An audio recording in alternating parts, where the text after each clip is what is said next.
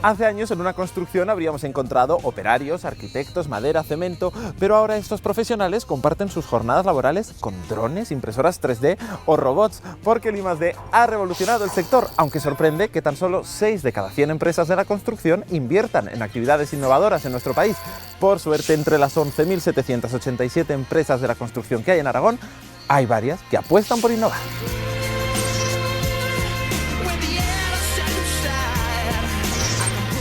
Es el caso de Ingenus, que con más de 9 años de experiencia nació de la unión de varios arquitectos con la intención de encontrar soluciones sostenibles en la construcción.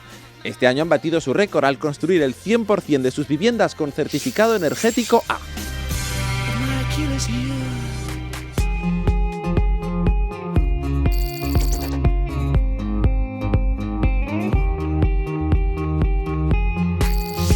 Enrique, tenéis las oficinas situadas en un lugar privilegiado. Mira qué vistas, madre mía. El I+D es muy importante para la construcción. Tú me sabrás decir qué supone dentro del sector.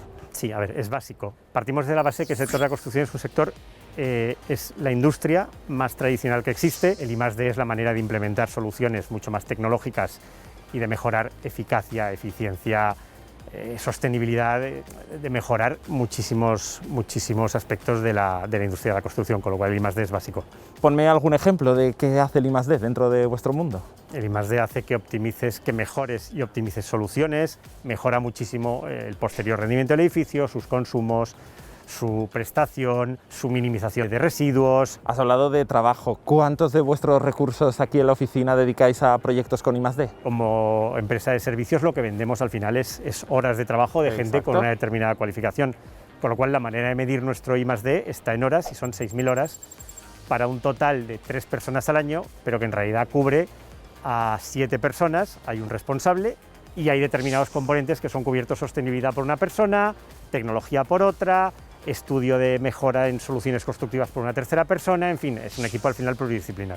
Lleváis muchísimos años dedicándoos a esto, tenéis una trayectoria larguísima. ¿Habéis notado que cada vez el I+D es más importante? Yo creo que hay una corriente muy clara de implementar soluciones que vengan del I+D en el sector de la construcción. Pues mira, para que te hagas la idea, dado que te gustan los datos, nosotros hemos desarrollado desde la constitución de la firma, que fue en 2014, 3.000 viviendas. De esas 3.000 viviendas, el 67% son con la calificación energética máxima, que es la A. De hecho, tenemos hechos unos estudios de ahorro en toneladas de CO2, ahorramos 150 toneladas en los próximos 50 años. Me has nombrado los materiales que tienen mucho que ver con el ahorro y la calificación energética, pero no sé si tenéis algún otro método a la hora de hacer vuestros proyectos o de diseñarlos. Sí, hay una metodología, que es la metodología BIM, que nos permite integrar las diferentes soluciones, evaluarlas, hacer una modelización del edificio, hacer una construcción preliminar digital. Todo esto yo creo que es I+D. Tenemos una responsable, una BIM manager dentro de Ingenus que se llama María Eugenia, que es mi compañera, que yo creo que os lo va a explicar muchísimo mejor que yo. Perfecto. Si es un sistema de I+D, queremos conocerlo.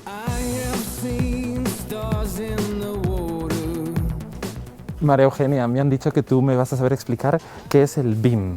Yo no tengo ni idea.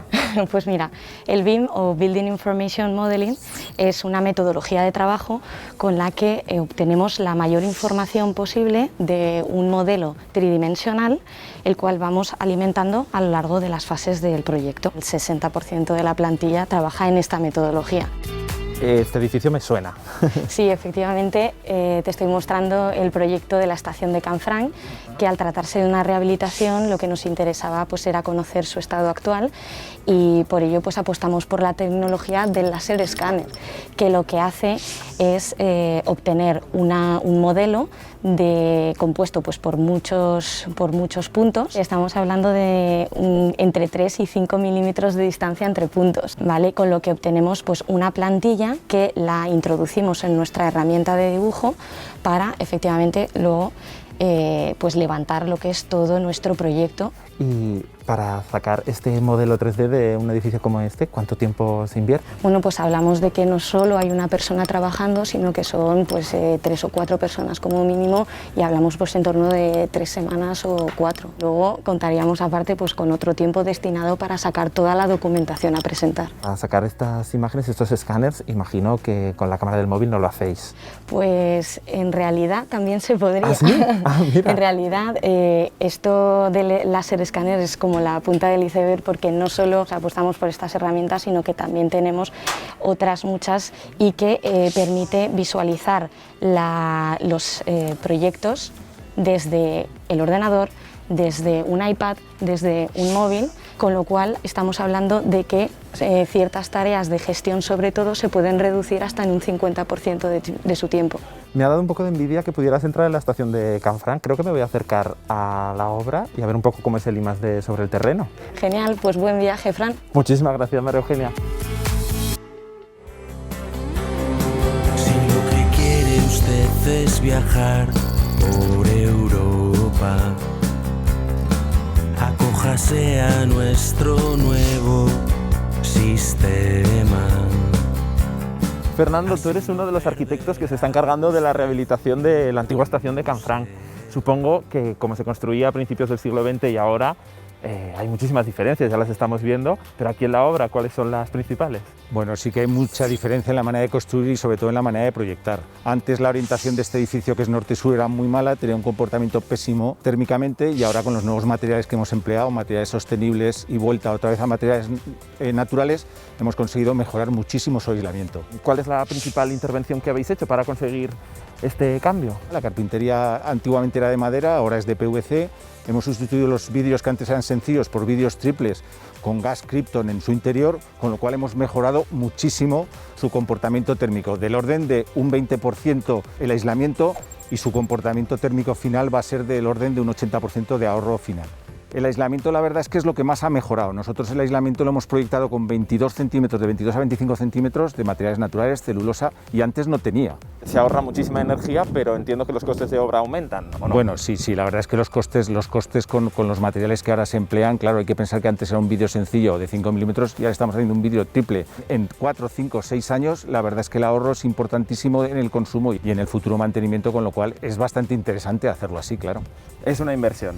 Es una inversión a corto plazo. ¿Qué uso va a tener el edificio? ¿Todo? ¿Un hotel? Es muy grande. Sí que es grande, sí. En la planta baja van a ser los servicios comunes, en una zona de la planta el spa, biblioteca y salones, y en el otro ala va a estar la cocina y los restaurantes y la zona de servicio. Y las dos plantas superiores, primera y segunda, para 52 habitaciones cada planta, sí. O sea, un total de 104 habitaciones. 104 habitaciones. ¿Cuándo va a estar operativo el hotel? Esperemos que en el invierno del 23 se pueda utilizar ya como hotel. ¿Cuánta gente estáis en el equipo de rehabilitación de esta estación? Bueno, el proyecto es un proyecto complicado, estamos un equipo multidisciplinar, estamos 10-12 personas en el proyecto, y en la construcción estarán alrededor de 40-50 personas. Es un edificio complicado, con una tecnología complicada, y bueno, el I+D conlleva un tiempo especial tanto de proyecto como de construcción.